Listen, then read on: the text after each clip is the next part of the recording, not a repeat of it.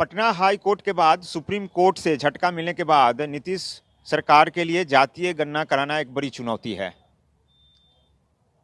2024 mission को लेकर नीतीश कुमार एक तरफ विपक्षी एकजुटता की कवायद कर रहे हैं और जातीय गणना के माध्यम से एक बड़े वोट बैंक को साधने की इनकी मंशा है। लेकिन कोर्ट के फैसले से फिलहाल जातीय गणना पर ग्रहण सा लगता दिख रहा है।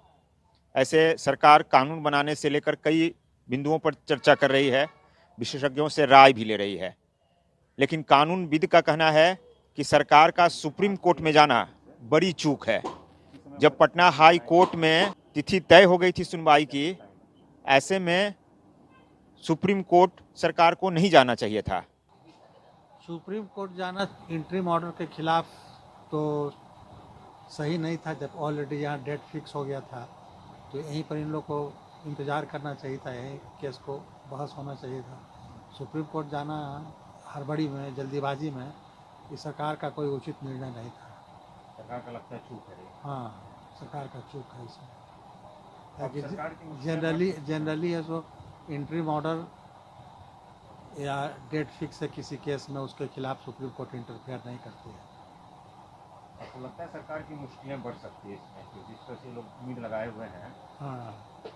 हाँ, जुडिशरी से तो उम्मीद लगता है कि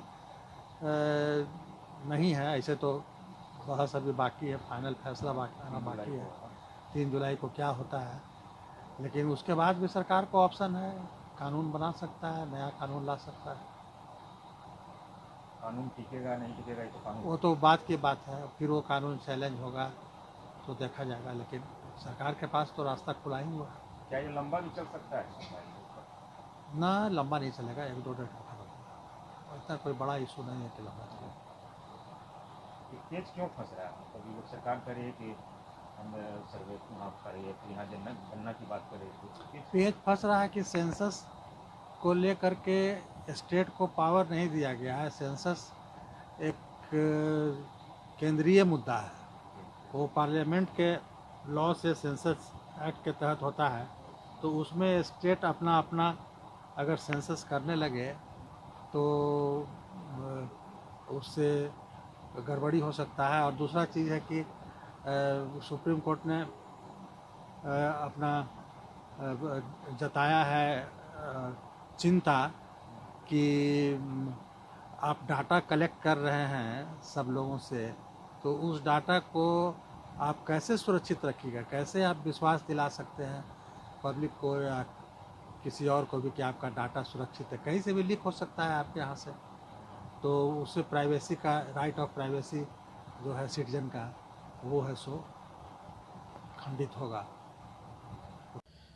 वहीं राजनीतिक विशेषज्ञ रवि उपाध्याय का कहना है कि महागठबंधन सरकार की मंशा साफ दिख रही है, क्योंकि जिस प्रकार से जाति गणना कराने को लेकर जोर लगाई हुई है, अति पिछड़ा वोट बैंक जो खिसक गया है उसे साधने की कोशिश है। महागठबंधन की सरकार है नीतीश कुमार की अगुवाई में, वह जातीय गणना कराने को लेकर के बहुत उतावलापन दिखाई पड़ता है कि जल्द से जल्द करा लें, सो दैट कि जो लोकसभा का चुनाव हो 2024 में या 2025 में जो बिहार विधानसभा का चुनाव हो, उसमें वह जो वोट की राजनीति होती है, जो वोट का समीकरण है, उसको वह साधने में सफल हो। लेकिन जिस तरह से सुप्रीम कोर्ट ने इस पर का जो आया है अभी फैसला, वह जो कि फिर अगली सुनवाई होगी, तो निश्चित रूप से वह कहीं न कहीं एक झटका के समान दिखाई पड़ता है महागठबंधन की सरकार को।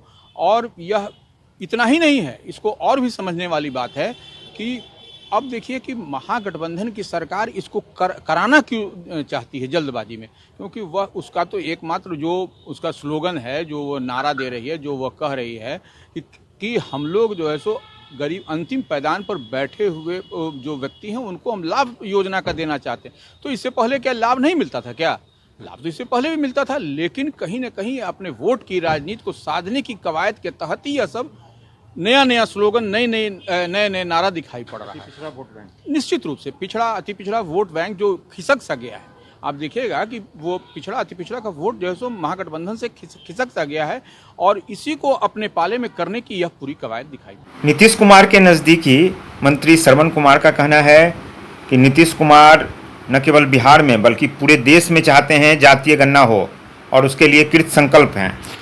लेकिन इतनी बात मैं ज़रूर कह सकता हूं कि बिहार की सरकार, बिहार के मुख्यमंत्री और बिहार के लोग, सब लोग चाहते हैं कि जाति आधारित गणना होनी चाहिए और सिर्फ बिहार में नहीं बल्कि पूरे देश में होना चाहिए। इसके पक्ष में है और इसके पक्ष है। न्यायालय के मामले पर कोई टिप्पणी मैं नहीं करना चाहता, लेकिन वर्तमान जो हालात है, वर्तमान जो परिस्थितियां हैं और जो बिहार के लोग हैं और जो पूरे देश में ओबीसी के लोग हैं, वो सब लोग चाहते हैं कि जाति आधारित गणना होनी चाहिए। जब पेड़ का गणना हो रहा है, पौधे की गणना हो रही है, जब आदिवासी की गणना होती है, जब अनुसूचित जाति की गणना होती है, जब अल्पसंख्यक की गणना हो रही है, तो बाकी जो समाज बचा हुआ है उसकी भी गणना हो जानी चाहिए। और उसके हिसाब से गणना जब हो जाएगी तो निश्चित रूप से उनके सामाजिक स्थिति क्या है, आर्थिक स्थिति क्या है, राजनीतिक स्थिति क्या है और उनके विकास के हालात क्या है, उस सब पर सरकार समीक्षा करके लिए उनके लिए योजना बना के काम करने के उद्देश्य से गणना कराने के लिए सरकार ने निर्णय लिया था। 2024 से पहले हो जाएगा? नहीं, हम नहीं कर सकते हैं। ये तो कोर्ट में मामला जब सबजुडिस है, तो जब तक न्यायालय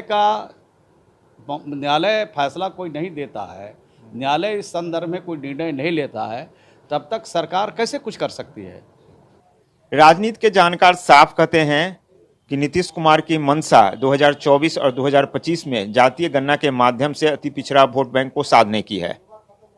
लेकिन पहले पटना हाई कोर्ट और फिर सुप्रीम कोर्ट से जिस प्रकार से झटका लगा है, अब 3 जुलाई का इंतजार है पटना हाई कोर्ट क्या कुछ फैसला देता है। और उसके बाद यह भी देखना है कि बिहार सरकार उसके बाद क्या कदम उठाती है। अविनाश, ईटीवी भारत, पटना।